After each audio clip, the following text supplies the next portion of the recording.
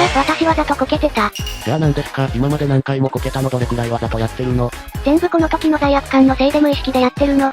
自分は大事なところでこける人間だ。てん、としちゃった感じじゃね。デンジを助ける時だけは転ばなかったの重すぎない？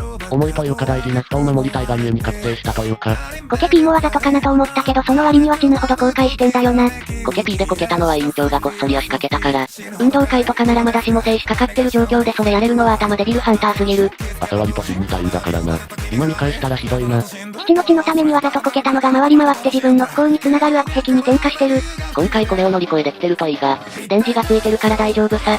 この電池綺麗事や単純な元気づけ方じゃないのが好きだ。朝ちゃんもうこけたりしなさそう。今なら優子助けてもこけずに走り切れそう。朝ちゃんが頼れる女になってきた。問題解決の旅に主人公っぽい雰囲気になるよな。こけるからコケピーってそんな伏線の張り方あるかよ。